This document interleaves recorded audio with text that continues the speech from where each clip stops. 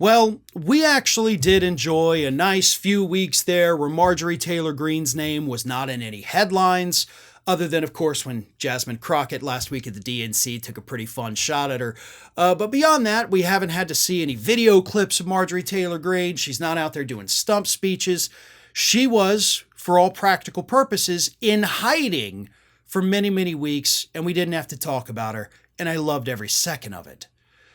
Unfortunately, Marjorie Taylor Greene has decided to emerge from whatever cave it is that she was hiding in, and she is back to her old self, spreading lies and misinformation about Vice President Kamala Harris.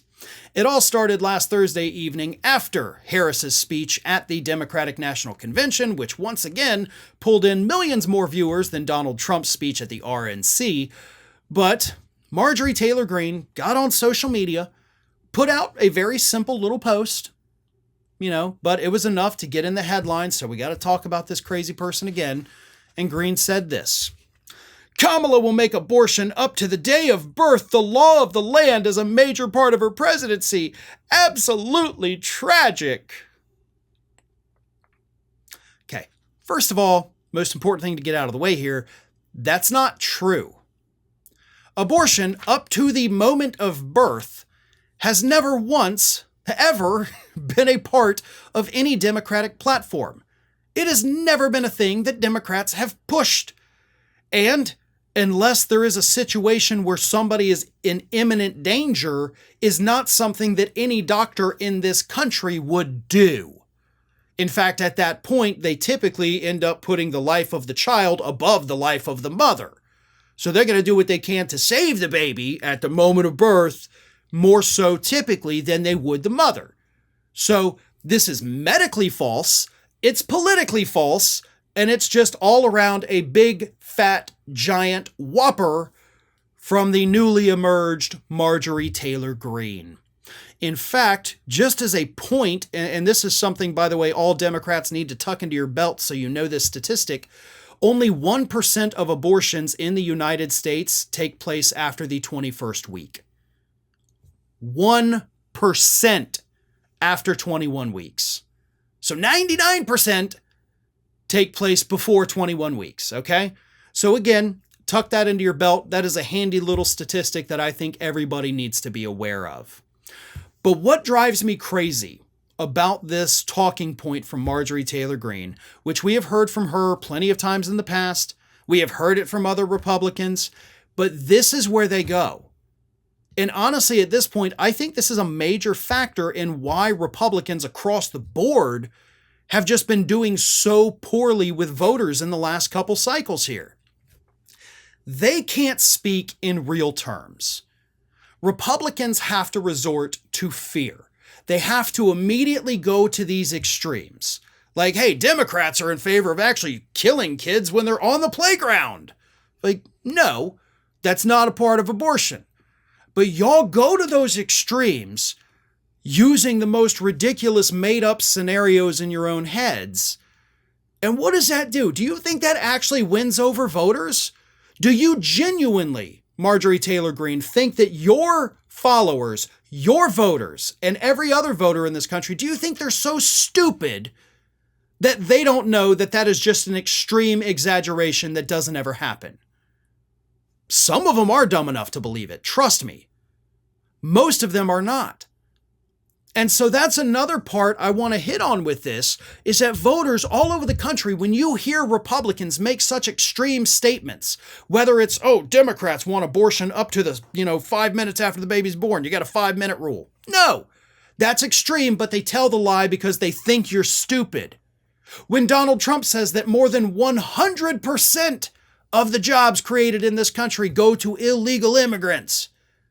Yeah, he says that because he thinks you're stupid. These people aren't saying these things because they're stupid. I'm not saying they're not stupid, trust me. But they're saying them because they think you are. It's an insult to your intelligence. It's an insult to your ability to reason.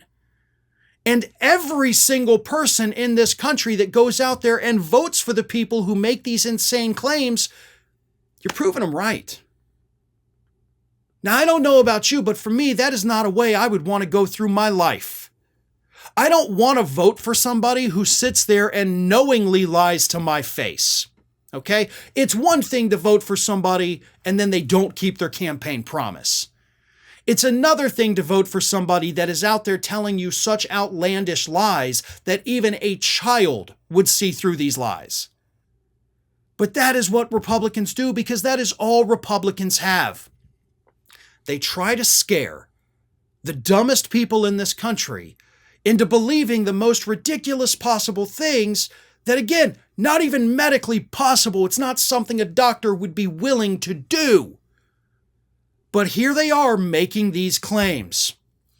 The best thing that Marjorie Taylor Greene could have done for her party is to say nothing. You didn't have to come out with this idiotic little tweet. You didn't have to reemerge from your little hidey hole and just put this out there on social media and dip away again. But you did.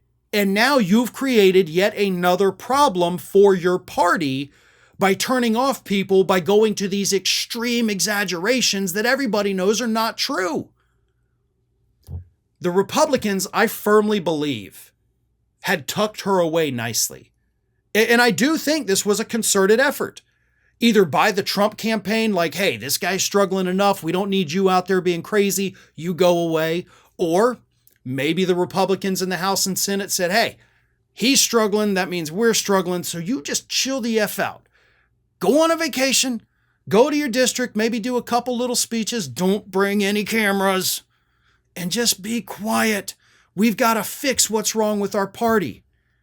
And I do think that obviously Marjorie Taylor Greene listened. She wasn't out there in the press. She wasn't doing interviews. There weren't video clips of her being insane floating around the internet for weeks. But now she's back. And she's coming back at the worst possible time for the Republican Party. Because instead of, while she was gone, instead of the Republicans righting the ship, getting everything back in order, okay, we're on steady seas here. No, things got worse for them. So things got worse, and now the craziest person in your party is back out there making the craziest claims anybody's ever heard. So now you've got a bigger problem, okay? You've got more problems because you did put her away, you locked her up, you threw away the key, but somehow Marjorie Taylor Greene returned. And now you don't know what to do. You don't know how to handle this. She's back. She's causing problems for you. And she is once again going to continue to turn off those moderate and independent voters because she is pathologically incapable of telling people the truth. And at this point, everybody sees right through it. Well, folks, we have crossed that 1 million subscriber milestone, but rest assured, we are just getting started here at Ring of Fire. So if you're not already, please do subscribe to the channel and make sure to like, share, and comment on the videos.